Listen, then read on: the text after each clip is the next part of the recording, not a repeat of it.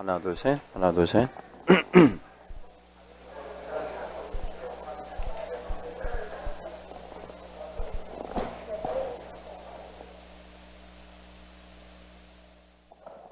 하나, 둘, 셋. 하나, 둘, 셋. 하나, 둘, 셋. 하나, 둘, 셋. 하나, 둘, 셋.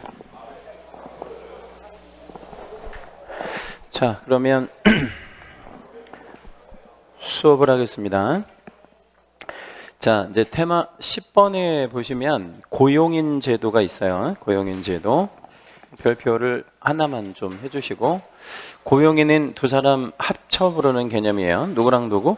소공과 중개보조원이고요.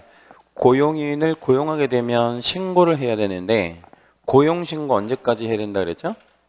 고용신고 업무 개시 전, 그리고 고용관계 종료신고는 언제까지 해야 되죠?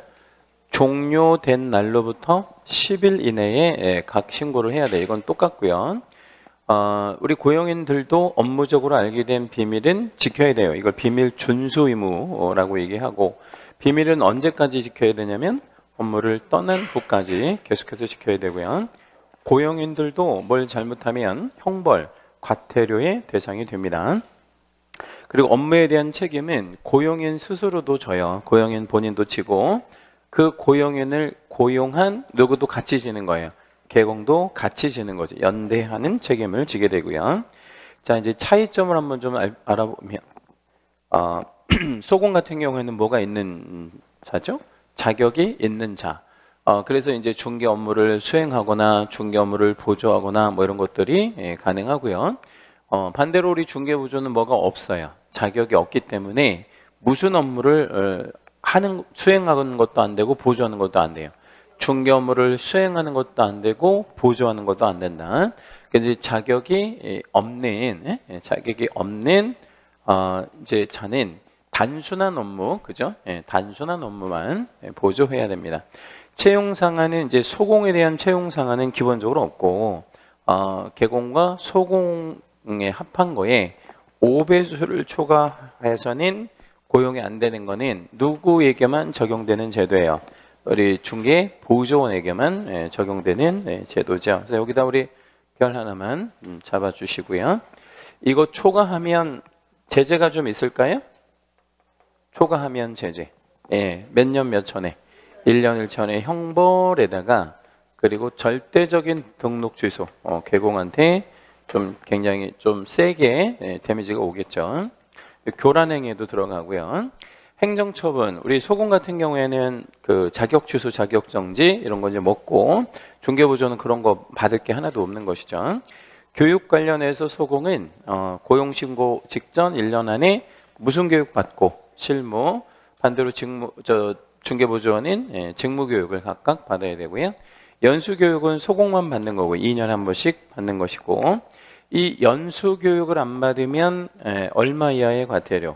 500만 원 이하의 과태료 있고, 요게 이제 유일한 소공의 과태료예요. 요게 유일한 소공의 과태료.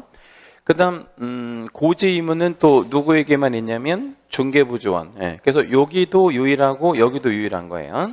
다시 한번 말씀드려보면,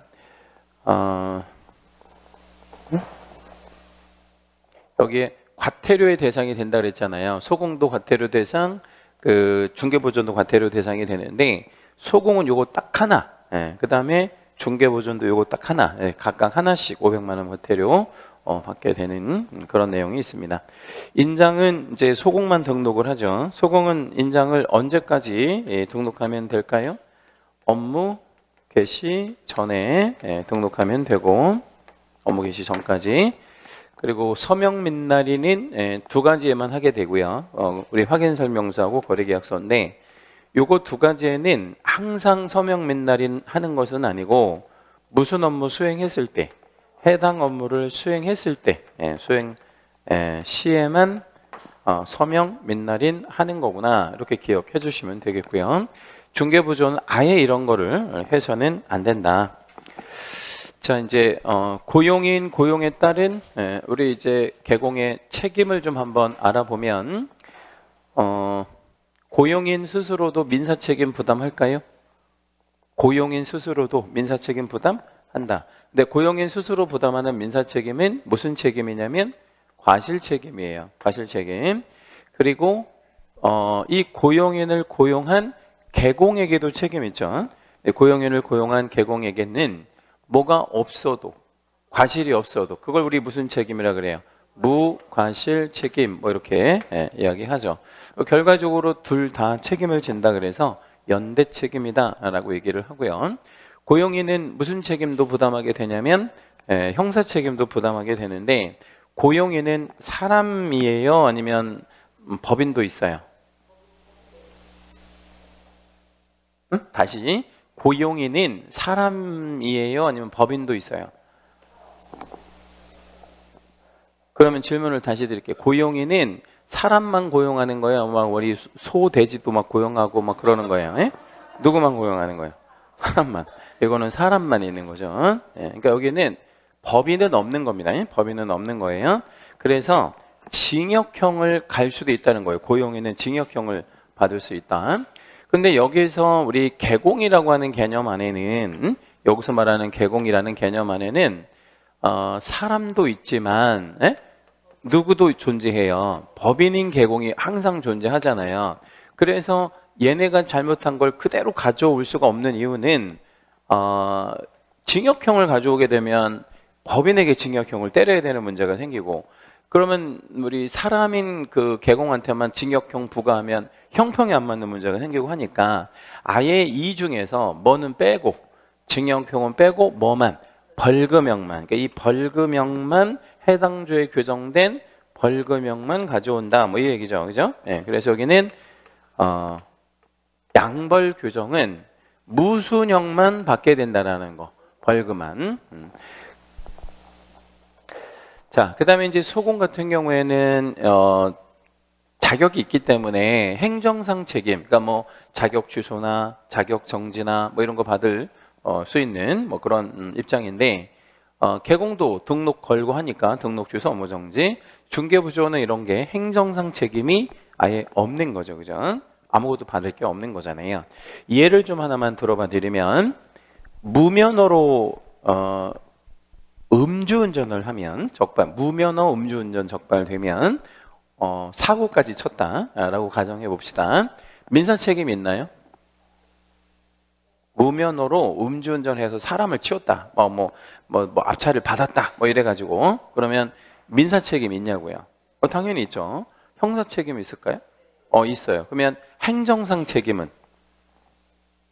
행정상 책임이라는 게 이제 뭐 면허 취소 뭐 이렇게 당하는 거잖아요. 근데 그런 거는 없단 말이에요. 왜 없어요? 면허 없으니까. 그럼 그 사람은 오히려 이득인 거네? 이득 아니에요? 네. 이거 더 세게 받겠지. 왜냐면 무면허로 하는 거니까. 그러니까 이 중개부조원이 행정상 책임을 안 받는 게 오히려 이득이다 이렇게 생각하지 말고, 얘가 사고 치면 뭐를 좀 세게 받을 수밖에 없어요. 형사 책임을. 그렇게 생각을 해 주시면 되겠습니다. 자, 기본은 넘어가고요. 기출.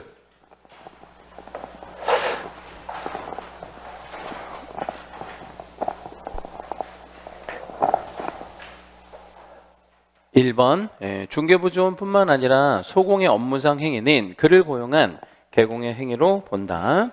여기서부터 여기까지 쭉 채색 잡아주시고요. 별표도 하나 좀 하겠습니다. 무슨 행위는 무슨 행위를 그 개공의 행위로 간주한다는 거죠? 업무상 행위를 개공의 행위로 간주한다는 뜻이에요. 업무상 행위. 그러니까 모든 행위 아니고 업무상 행위만 개공의 행위로 본다. 그러면 일단 여기서 일단 느낌 먼저 한번 얘기해 볼게요.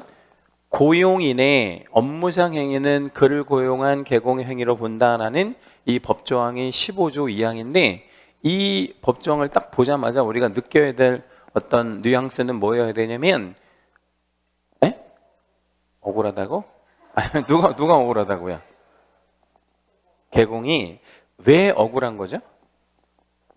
억울한 측면도 물론 존재해요. 근데 왜 억울하냐고. 책임져야 된다는 거죠. 그래서 책임의 문제가 생길 수밖에 없기 때문에 억울하다는 느낌도 생길 수 있는 것이죠. 그러면 여기서 이제 쟁점이 좀 될 수 있는 게 두 가지가 이제 있어요. 쟁점이 되는 게 뭐가 있냐면 업무상 행위가 뭐냐라는 쟁점과 여기서 본다라는 의미의 단어가 이제 정확히 갖고 있는 의미가 뭐냐, 이게 이제 쟁점이 될 텐데, 첫째, 모든 행위는 아니라 그랬잖아요. 예, 그러면 무슨 행위만 개공의 행위로 보는 거야? 업무상 행위. 자, 그럼 여기서 말하는 업무상 행위는, 이 업무상 행위는 중개 행위 자체는 들어가고 안 들어가고, 중개가 이 업무상 행위 들어가는 거 맞죠? 중개 업무니까. 근데 이 중개 플러스 관련성 있는 행위도 우리 그 업무상 행위로 봐야 돼요. 근데 여기서 관련성이 있나 없나에 대한 기준이 있어요. 그러면 관련성이 있다 없다에 대한 기준을 책임을 지는 개공이 주관적으로 결정하면 어때? 안 되지. 자기가 정하면 안 되잖아. 그러니까 주관적보다 좋은 말은 뭐야? 객관적으로 정하고, 그렇죠? 그리고 객관화 시킨다라는 거는 굉장히 어려운 말이거든, 사실은. 왜냐하면 객관화 시키는 사람도 자기 주관이 들어가니까. 그래서 이럴 때는 우리 가장 좋은 말을 뭐를 우리 알아보는 게 중요해요. 사회 통념을 알아보는 게 중요하죠. 그래서 이게 관련성이 있는 업무인지 아닌지에 대한 판단은 객관적이고 사회 통념으로 판단한다. 그럼 우리 잘 나오는 얘기 하나만 여기다 좀 적어 드릴게요. 우리 고용인이 손님이 맡겨놓은 잔금을 횡령하고 도주했다. 이렇게 나왔어요. 시험 지문에. 그러면 잔금을 횡령하고 도주했으면 그 횡령하는 행위도 넓게 보면 중개 업무하고 관련이 좀 있는 거다, 아니면 전혀 관련 없는 거다? 관련이 있는 거다. 왜? 업무를 하고 있었으니까 잔금도 보관하게 되겠고 업무의 연장이라고 봐야 되는 거죠. 그래서 여기다 우리 횡령행위에다가 별 하나만 좀 잡아주시고, 그 다음에 이제 두 번째 쟁점은 본다인데, 이 본다라는 거는 이 의미예요. 이게 업무상 행위라면 무조건 책임을 져야 되는 거야. 다시 말씀드리면 간주라는 거예요. 그러니까 다투어 볼 여지가 있는 것은 아니다. 추정된다 이게 아니라 본다, 말 그대로 본다.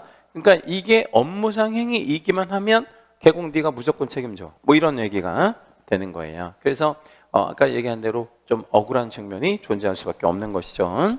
그래서 내가 책임지는 거 되게 부담스럽잖아요. 그러면 책임 안 지고 싶어 내가. 그러면 어떻게 해야 돼? 응? 가장 좋은 거는 고용을 안 하면 되는 거고, 더 좋은 방법이 있는데, 응? 아니 보험 보증은 이제 기본적으로 들어야 되는데 더 좋은 방법은 일을 안 하면 돼. 그렇죠? 그러니까 아무것도 안 하면 책임질 일도 없는 거죠. 예? 누군가가 이제 그 세무사한테 그런 질문을 하더라고요.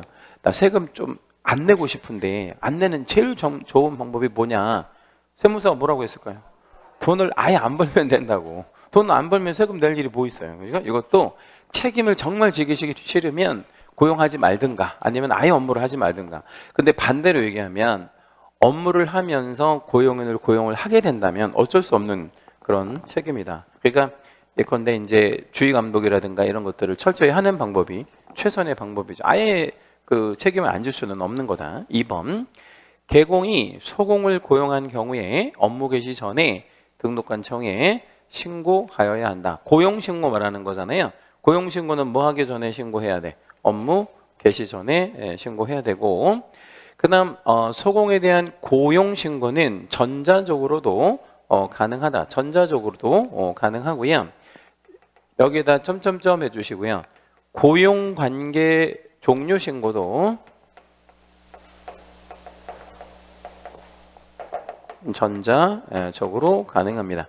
민원24시라고 하는 그 사이트 있죠? 예, 거기에 들어가서 고용관계 종료신고 전자적으로 가능합니다. 4번, 소공의 고용신고를 받은 등록관청은 자격증을 발급한 시도지사에게 그 소공의 자격 확인 요청을 해야 한다라고 했는데, 그러니까 고용신고를 받은 등록관청이라고 그랬잖아요. 예, 고용신고를 받은 등록관청은 자격증을 발급한 시도지사에게 이 사람 자격이 있는지 없는지를 확인 요청해야 된다. 근데 여기서 이제 그 한 가지 좀 기억해 주실 거는, 그러면 우리 그 소공에 대한 고용 신고할 때 자격증 4번은 첨부할 필요 있다 없다? 없다. 이거를 이제 우회적으로 이렇게 이제 쓰는 거예요. 요 4번에다가 별표 하나만 해주시고요. 그러면 이 고용신고서에다가는 뭐만 써서 내면 되길까요? 응? 이 고용신고서에다가는 그 우리 개공이 그 소공의 고용신고 할 거 아니에요. 그러면 뭐를 이거는 안 내더라도 뭐는 써서 이렇게 기재해서 내야 될까요? 뭐 자격증 번호랑 이거 있잖아. 어디서 발급했는지 이거. 에? 이거는 써내야겠지. 왜냐하면 뭐 하기 좋게, 확인하기 좋게, 그죠? 에. 이걸 안 써내면 전국의 모든 시도에게 다 물어봐야 되는 문제가 생기니까. 5번, 개공은 고용인 중개부정과의 고용 관계가 종료되면 종료일로부터 며칠 이내에 종료 신고해라. 10일 안에 종료 신고해라. 이 5번도 별표 해주시고, 이 10일을 어떻게 기억하라 그랬죠? 응? 그러니까 여기서 고용 관계가 종료된다라는 거는 예를 들자면 사직을 하거나 해고를 하거나 뭐 이런 거잖아요. 그러면 개공과 중개부존의 관계가 너무 좋은데 야 너 내일부터 나오지 마 이렇게 안 할 거 아니야. 그러니까 둘이 관계가 지금 틀어질 대로 틀어지는 거니까 열 받아서 이렇게 기억해요. 열 받아서. 그래서 고용관계 종료 신고는 열 받아서 하는 거니까 며칠? 10일 안에 하는 거구나 라고 기억하시면 됩니다. 6번, 중개부존의 고용신고나 고용관계 종료 신고를 받은 등록관청은 그 사실을 협회에 통보해야 한다. 언제까지 통보하냐면 다음 달 10일까지. 무엇을 통보하는 거죠? 이 앞에 있는 고용신고나 고용관계 종료신고 이것만 아시면 안 되고 이거를 왜 신고하라고 그러는 거야? 고용신고, 고용관계 종료신고를 잘 뜯어보면 고용신고는 뭐하고 좀 관련이 되는 거냐면 통계에서 플러스 요인에 들어가는 거죠. 고용신고를 했다라는 얘기는 무슨 얘기예요? 그만큼 고용인의 숫자가 늘어났다 이런 얘기니까. 그 다음 고용관계 종료신고가 들어왔다는 얘기는 그만큼 고용인이 줄어들었다. 그럼 이게 뭔 요인이에요? 마이너스, 플러스 마이너스 요인에 해당이 되는 것들이 생기면 협회에다가 알려라 이 말이에요. 다음 달 10일까지 알려줘야 된다. 자, 7번 외국인을 소공으로 단락을 한번 끊어봅시다. 여기다 단락 끊고 외국인을 소공으로 일단 고용할 수는 있고 외국인을 소공을 고용할 수 있냐고요? 예. 왜냐하면 외국인도 시험 볼 수 있으니까. 그죠? 예. 앞으로는 이런 추세가 굉장히 많아질 수밖에 없죠. 예? 예. 그 나라 뭐 언어 쓸 수 있는 소속 공인중개사들이 이제 특히 이제 외노자 많이 들어오는 나라들 있잖아요. 예. 그런데 많이 생길 수밖에 없다. 제가 한번 말씀드렸나요? 그 수원역 앞에 그 지하에 가보면 핸드폰 가게 한 100개 정도 있거든, 양옆에. 예. 엄청나게 많은데 거기 한 90% 정도의 핸드폰 가게 점원들이 다 저기예요. 동남아시아 애들이야. 예. 그러니까 거기서 주로 개통하는 애들이 동남아시아 애들이 많이 개통을 하니까 그쪽 언어 쓰는 애들을 점원으로 아예 써요. 그러니까 앞으로 이제 그런 형태로 많이 바뀔 수밖에 없죠. 이 업종도.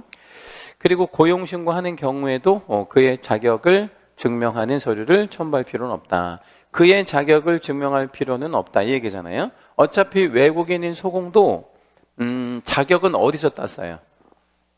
이 외국인이지만 공인중개사 자격은 어디서 땄냐고.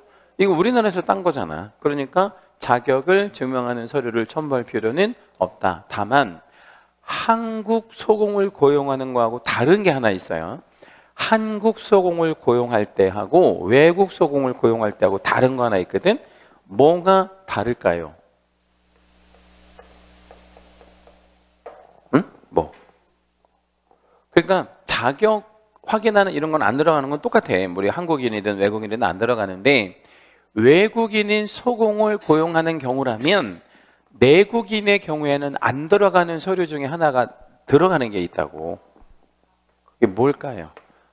아포스티유가 들어가는데 그 아포스티유가 어디에 부착이 되는 거냐고. 그러니까 아포스티오는 뭐 이렇게 뭐 도장을 좀 찍는다든가 스티커를 붙여준다든가 뭐 이런 의미거든. 원 문서가 있을 거 아니야. 그 원 문서가 뭐냐고.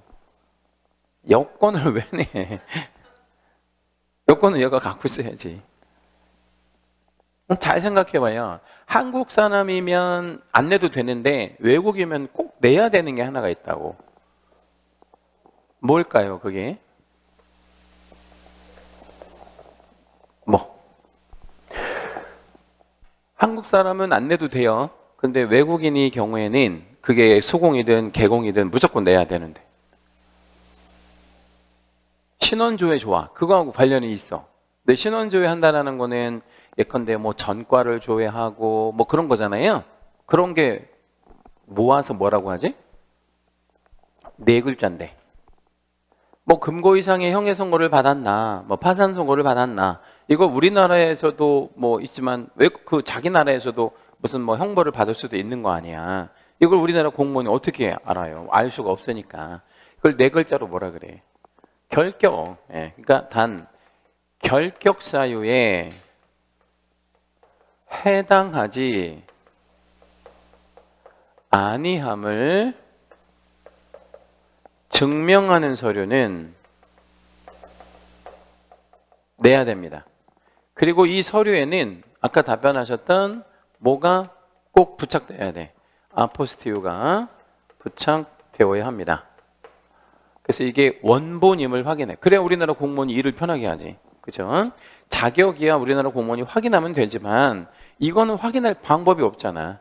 그죠? 예, 그리고 이거는 꼭 내줘야 된다. 그래서 한국 사람이 내는 것과 외국 사람이 내는 게 달라요. 결국에. 자, 이제 8번. 중개 행위를 한 소공이 거래계약서를 작성하는 경우 달라 끊어볼게요. 여기서도 질문. 근본적인 질문인데 우리 소공이 계약서 써도 됩니까? 아니면 쓰면 안 됩니까? 써도 되죠. 그러니까 이 전제가 가능한 거예요. 그 소공과 개공이 함께, 그죠? 함께 거래계약서에 뭐 하고 뭐 해야 된다. 서명 및 날인해야 된다. 여기다 우리 이렇게 한번 해볼게요. 이 작성이 의무예요? 의무는 아니에요? 네? 그러니까 여기 중개 행위를 했다 이런 말 붙었잖아. 그랬다 하더라도 소공이 계약서를 작성하는 경우 이게 의무냐 의무는 아니냐? 의무는 아니다. 네, 이건 소공한테는 절대 의무는 없어요. 작성해야 할 의무는 없다고. 다만 뭐는 해야 돼? 서명 및 날인은 의무야. 작성의 의무는 없고 서명 및 날인의 의무는 있고 그래요. 9번 분사무소 소공이 중개행위를 한 경우 분사무소 소공도 중개 가능하죠. 소공이니까. 그 소공과 분사무소 누가? 책임자가 함께 해야죠. 여기는 대표자 나오면 안 돼요. 분사무소니까 책임자. 주사무소면 누구? 대표. 뭐 이렇게 들어가는 게 맞고. 10번 중개보조원이 중개업무와 관련된 행위를 함에 있어서 과실로 당사자에게 손해를 입혔대요. 그를 고용한 개공뿐만 아니라 중개보조원 본인도 손해배상 책임이 있다. 당연히죠. 연대에서 책임이 있다. 11. 중개보조원은 부동산 거래 신고하거나 개공의 신고를 대리할 수 없다라고 했는데 부동산 거래 신고 의무자 안에는 개공이 들어가는 거지 중개보조원이 들어가는 건 일단 아니니까 얘가 신고를 하는 거는 안 되고 그리고 신고를 대리하는 것도 개공에 대한 신고 대리는 누구만 할 수 있어요? 소공만. 네. 그러니까 우리 중개보조원 이런 거 하면 안 된다. 12. 중개보조원은 인장 등록 의무와 중개대상물 확인 설명 의무가 없다. 뭐 이랬는데 중개보조원은 인장 등록 의무, 확인 설명 의무 이런 것들이 기본적으로 없죠. 네? 그리고 해소도 안 되고 이런 거는 존재하지 않는다. 이 12번의 별 한번 해주시고요. 13. 개공은 소공을 고용하면 개공 및 소공의 자격증 원본을 사무소에 게시해야 한다. 여기 이제 게시하여야 한다에다 밑줄 한번 해주시고요. 이걸 게시 의무라고 하잖아요. 근데 게시 의무의 주체가 누구예요?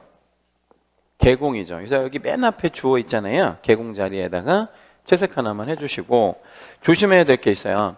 소공의 자격증은 소공이 게시해야 한다 이러면 X예요. 소공에 있어도 그 게시물에 게시해야 할 주체는 누구다? 개공이다. 예. 그래서 만약에 소공이 있는데 소공의 자격증을 안 걸었다 이 말이야. 누가? 개공이. 그러면 누구를 처벌해? 개공을 백과태료로. 14. 고용인이 업무상 징역 또는 벌금형을 선고받으면 고용인은 아까 사람만 있다 그랬잖아요. 징역이나 벌금을 선고받을 수 있죠. 근데 개공은 고용인의 위반 행위 방지를 위한 상당한 주의와 감독을 게을리하지 않았다면 채색 하나만 잡을게요. 상당한 주의와 감독을 게을리하지 않았다. 이 채색한 부분이 소위 말하면 면책 규정인데요. 면책 규정이라고 하는 건 무슨 얘기냐면 책임을 면하는 규정이다 이런 얘기죠. 근데 이 면책은 형사 책임만 면책이 돼요. 민사 책임은 무과실 책임이라서 면책이 없고 형사 책임만 면책이 되는 거예요. 그러면 벌금형으로 처벌받지 않는다. 이 얘기는 형사 면책이 된다는 거예요. 다만 아무리 주의와 감독을 게을리하지 않았다 하더라도 민사 책임은 부담해야 돼요. 왜냐하면 우리 무과실 책임을 부담해야 되니까요.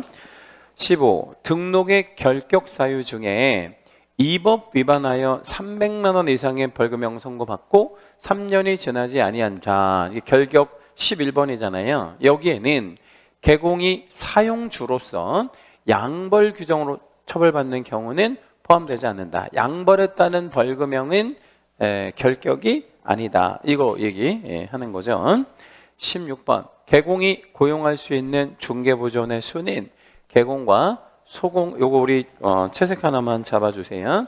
개공과 소공을 합한 수의 5배수를 초과해서는 아니 된다. 별표 하나 해주시고요. 사례형으로 낼 수 있어요. 부계인데요.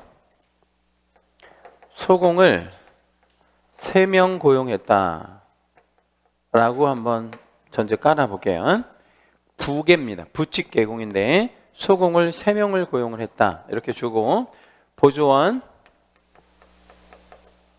고용 가능수 최대 가능수 이렇게 이제 물어볼 수 있어요. 예, 그러면 정답은 몇 명?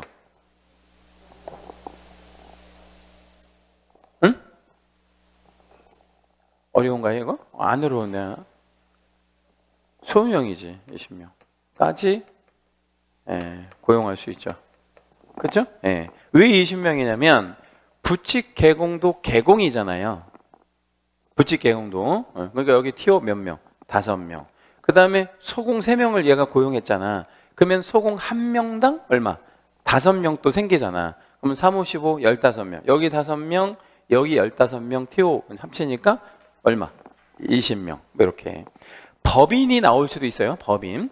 공개는 안 줄 거란 말이에요. 공개는 쉬우니까. 그러면 법인은 자격 총수를 세면 되는 거야. 법인에서는 무슨 수? 자격 총수. 그러면 이제 법인에 자격 있는 사람이 만약에 뭐 10명이다. 10명이다. 법인에 전부 따져봤더니 자격 있는 사람이 10명이래. 그러면 중개부조원 몇 명까지? 50명까지. 그래서 법인은 자격수 따지면 되고 부칙개공도 얘도 5명의 TO가 있다라는 거 그렇게 기억해 주시면 되겠습니다. 자, 11테마에 이제 그 사무소가 있는데 얘도 우리 별 하나만 좀 잡아주시고요. 사무소는 기본적으로 그 주된 사무소라고 하는 개념이 있어요. 이 주된 사무소는 1등록 1사무소 형태로 이렇게 가지게 되는데 이 1사무소가 전국에 하나 두는 건가요? 예, 전국에 하나. 그리고 이거는 꼭 있어야 되는 건가요? 예, 의무. 예, 이건 반드시 있어야 된다. 반드시 있어야 된다. 우리 주된 사무소는 뭐 하는 방법으로 만들어내냐면 개설, 등록하는 방법으로 만들어낸다. 분사무소는 우리가 이제 지점 같은 뭐 그런 개념인데 1등록에 다 사무소를 여러 개 두는 뭐 이런 개념이고 여기 보면 어떤 개공이 이거를 설치할 수 있다. 법인인 개공이 설치할 수 있다. 여기다 별표 하나만 잡아주실게요. 돌려 말하면 누구는 이거 설치할 수 없다. 응? 여기 법인인 개공 이랬잖아요. 예, 근데 누구는 이거 설치할 수 없다.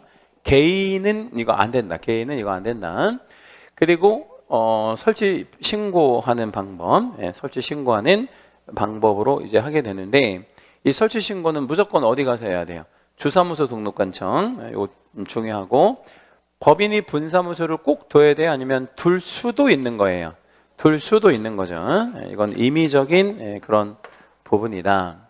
자, 공동사무소 뭐 혹은 공동중개사무소 뭐 이렇게 있는데 이거는 여러 명의 개공이 사무소 하나 쓰는 뭐 이런 방식이다 이렇게 보시면 될 것 같고요.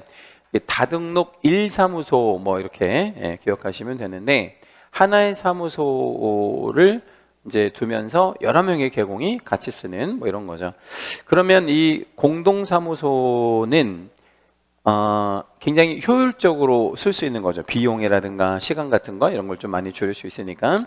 그 다음에 이제 설치 대상은 모든 개공이 할 수 있고요. 여기다 우리 종별에 대한 제한은 없다 이렇게 하나 좀 적어줄게요. 개인들끼리만 공동사무소 만들 수 있어요? 개인끼리만. 네. 그러면 개인과 법인이 만들 수도 있어요? 개인하고 법인하고 공동사무소를. 예. 그러면 법인끼리만 만들 수도 있나? 예. 그러니까 종별의 제한은 없다. 말 그대로 뭐만 같이 쓰려고 하는 거예요. 사무실만 같이 쓰려고 하는 뭐 이런 방식이고 설치하는 방법은 어떻게 해서 만드는 방법이랑 개설 등록, 그 다음에 이전 신고. 그래서 이거는 이제 어떤 의미냐면 뭐 예전에 한번 그려드렸는데 A라고 하는 개공이 이제 혼자 쓰고 있는 단독 사무소인데 B라고 하는 공인중개사가 요번에 합격한 공인중개사가 여기에 취업을 하고 들어가면 취업 그럼 얘가 뭐로 들어가는 거야? 소공으로 들어가는 거고 그러면 소공이면 여기는 그냥 단독 사무소는 여전히 근데 그게 취업이 아니라 여기를 뭐 하고 들어가는 거냐면 개설 등록을 하고 들어가는 거예요. 뭐로써? 개공으로서. 그럼 여기가 A하고 B가 같이 쓰는 사무소가 되는 거고요. 이때 A의 역할이 좀 중요하죠. A는 B가 들어오는 부분에 대해서 뭐 해주고 승낙해주고. 그러니까 A의 승낙이 없으면 B는 못 들어가는 거죠. 그럼 승낙을 받으려면 B도 뭔가 이렇게 반대급부를 제공해줘야 되잖아요. 예컨대 뭐 우리 사무실 운영 경비가 한 달에 500 들어간대. 그럼 내가 정확히 250을 내가 낼게. 뭐 이런 어떤 조건, 뭐 이런 거 들어가야 되겠죠. 그 다음에 이제 여기 보면 C라고 하는 개공이 있는데 이 C 개공은 다른 데서 사무소를 이미 운영 중에 있는데 여기가 장사가 잘 돼요? 안 돼요? 안 되는 거야. 그래서 여기 폐업하고 이쪽으로 뭐 하려고 하는 거야? 이전 하는 거죠. 이전 신고. 그러면 여기고 이제 A도 뭐 해줘야 돼요? 승낙을 해주면 지금 A는 승낙을 했고 B하고 C는 뭐를 한 거죠? 개설 등록과 이전 신고. 근데 얘네가 정확하게 만들어낸 게 뭐냐면 공동사무소를 만들어냈잖아요. 그래서 공동사무소는 설치 신고 이런 말을 써서는 안 되는 거야. 다시 한번 말씀드리면 분사무소는 설치 신고가 있어야 되겠죠. 근데 공동사무소 설치 신고 이런 말 쓰면 안 돼요. 왜냐하면 우리 공동사무소는 설치 신고로 만들어내는 게 아니니까. 그리고 공동사무소는 꼭 만들어야 돼요? 아니면 만들 수도 있는 거예요. 만들 수도 있는 거죠. 그래서 임의적인 부분이구나 라고 기억해 주시면 됩니다. 제가 이제 이거 실무적인 말씀을 좀 잠깐만 한번 드리면 공동사무소가 굉장히 효율적이고 효과적으로 우리 중개업을 할 수 있는 장점이 굉장히 많습니다. 장점이 많은데 이 제자분들 공동사무소를 잘 운영하는 뭐 이런 분들도 계신데 거의 한 절반 정도, 공동사무소 10개 만들어지면 한 5개 정도는 보통 한 2달 만에 다 깨져버리거든요. 보통 2달 만에 깨지는데 굉장히 웃긴 이유 때문에, 사소한 이유 때문에 대부분 깨지는데 거의 90% 이상 청소 문제로 깨져요. 청소 문제. 그러니까 2달 살아보면 이제 무슨 문제가 생기냐면, 자, A라는 계공과 B라는 계공과 C라는 계공이 이제 같이 이제 쓰는 거예요. 근데 처음에는 뭐 이렇게 해가지고 계획 세워가지고, 야, 나는 아파트 전문, 너는 뭐 공장 전문, 너는 뭐 상가 전문, 예를 들자면 그렇게 이제 공동사무소를 만들어낸단 말이에요.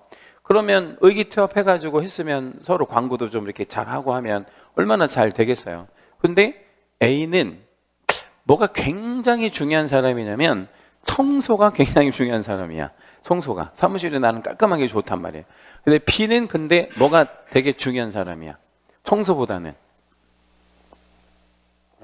뭐 가령 뭐 돈 버는 게 중요한 사람이고.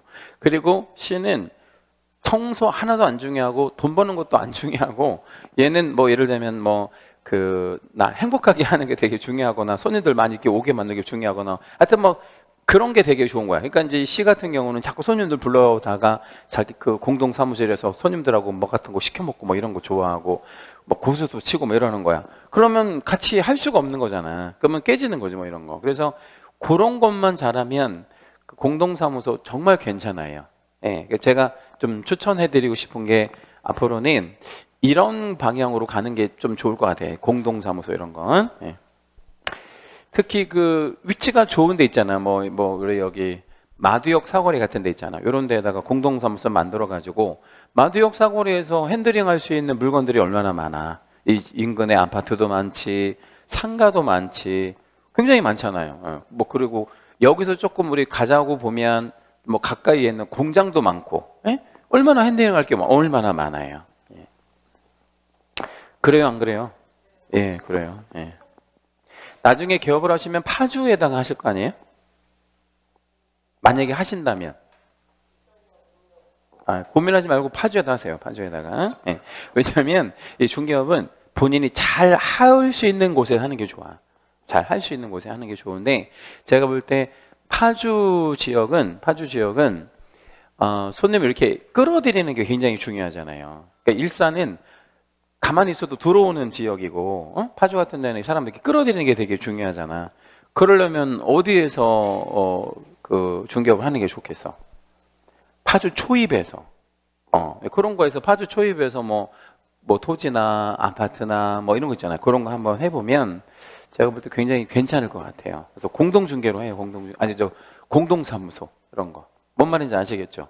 그래서 돈 많은 사람하고 그 공동사무소를 해가지고 광고 빵빵하게 하면 파주에서 1등 할 수 있어요. 제가 볼 때. 파주는 성장하는 도시니까 그 굉장히 좋죠. 그런 건. 예. 우리 일산은 뭐가 좀 장점이에요? 재건축이. 예. 앞으로 이제 일산에서는 재건축이 가장 엄청난 거죠, 뭐. 돈으로 따지면 몇백 조가 왔다 갔다 하는 시장이 이제 열린단 말이에요, 일산은. 그러죠? 그렇지 않을까? 예. 그 일산에 지금 제가 장담컨대 현재 살고 있는 분들의 40%는 바뀔 거란 말이에요.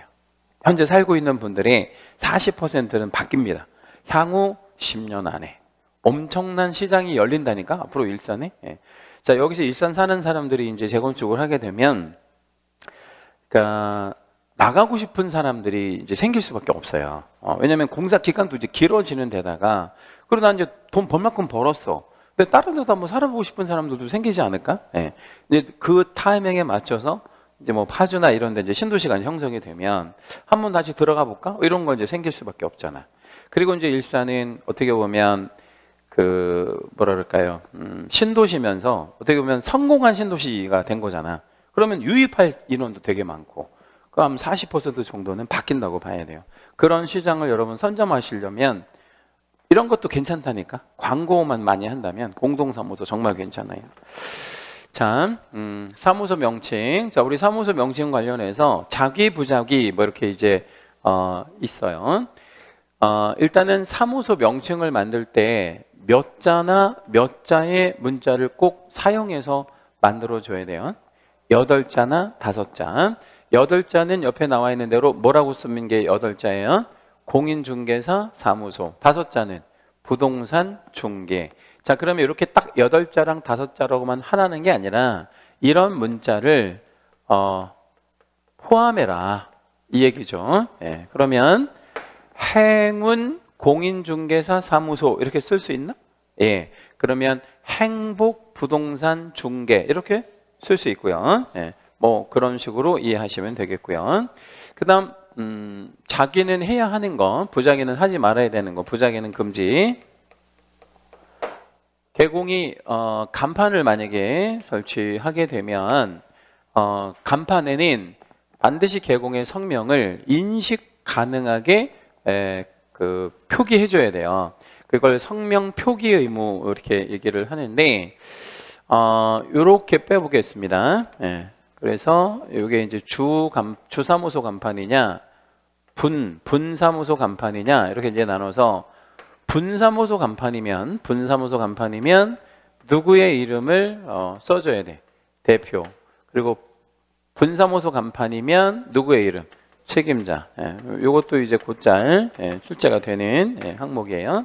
개인 사무소면 개인인 개공, 주사무소면 대표, 분사무소면 책임자 이름을 인식 가능한 크기로 반드시 표기해줘야 되고, 부칙 개공은 8자 쓰면 안 됩니다. 부칙 개공은 오히려 8자를 써서는 안 돼요. 왜 안 되느냐? 아시다시피 부칙 개공은 뭐가 없어요. 자격이 없잖아. 그러니까 공인중개사인 것처럼 하면 안 되지. 이거 걸리면 얼마 이하의 과태료?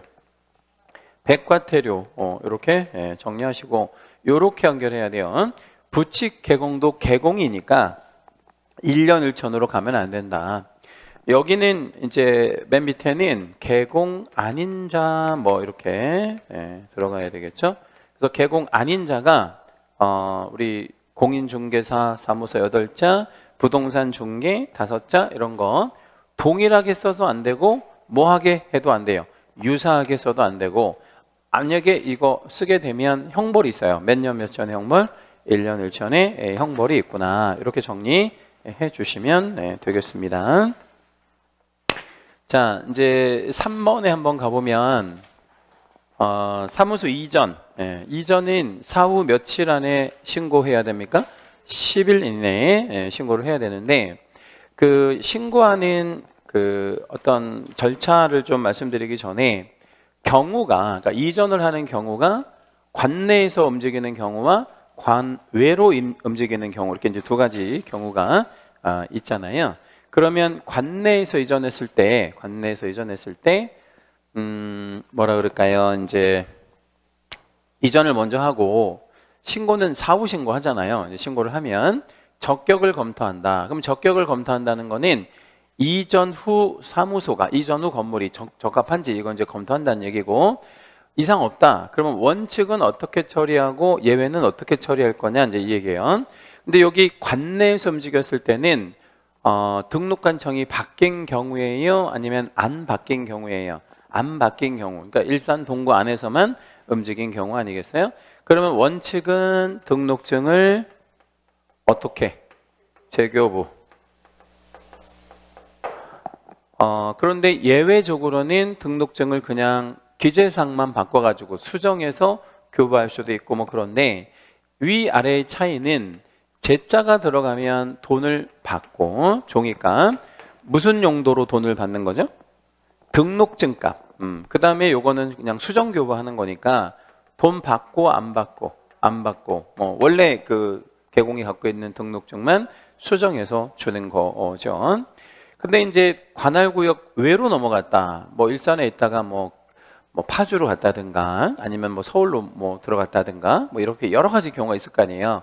그러면 이전 후 관청에다가 신고를 한다. 이전 전 아니고 이전 후에다가. 그러면 서류가 왔다 갔다 해야 된다라는 건, 서류는 어디에서 어디로 넘어가야 돼요? 이전 전에서 이전 후로 보내줘야 된다. 뭐 이렇게 이해하시면 되겠고요. 여기서 서류는 모든 서류가 다 넘어간다. 이렇게 생각하시면 좋아요. 이 모든 서류에는 등록 대장도 들어가고 행정처분 받은 것,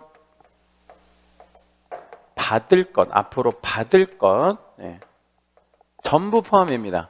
등록 대장도 넘어가는 데다가 행정처분 받은 거, 이미 받은 거, 그리고 앞으로 받아야 하는 것, 이것까지 싹 넘어갑니다. 이미 받은 거는 몇 년치만 보내준다. 이미 받은 거 몇 년치만 보내줄까요? 뭐 한 10년, 뭐 3년, 5년, 뭐 1년, 몇 년치만 보내준다. 예? 1년치만. 1년간만. 예. 왜 1년간만 보내주냐면 우리 왜 최근 1년 이내에 뭐 이런 규정이잖아요. 최근 1년 이내에 업무 정지 2번 받고 한 번 더 받으면 절취목공 뭐 이런 걸 우리 네 글자로 뭐라 그래? 가중처벌이라고 하잖아요. 그것처럼 1년치만 보내준다. 그리고 받을 것, 여긴 제가 받을 것이라고 했거든. 이거 좀 중요해요. 받을 것을 보내준다는 얘기는 우리 이전전에서 위법한 행위를 하고 이전으로 만약에 도망가면 행정처분은 어디에서 받을 수밖에 없다는 거야. 이전 후에서. 왜냐면 서류를 보내줘 버리니까 이런 거 잘 기억해 주시고, 그리고 이제 적격을 검토한 다음에 처리는 어떻게 하느냐. 얘는 요렇게 못해. 기재사항만 바꿔가지고 줄 수가 없는 게 뭐까지 아예 바뀌어버린 거야. 등록 관청도 바뀌었기 때문에. 그래서 여기는 무조건 어떻게 해야 한다. 등록증 재교부. 예, 이렇게 정리해 주시면 예, 되겠습니다. 등록증 재교부. 예. 자, 넘어가시고요. 기출 1번.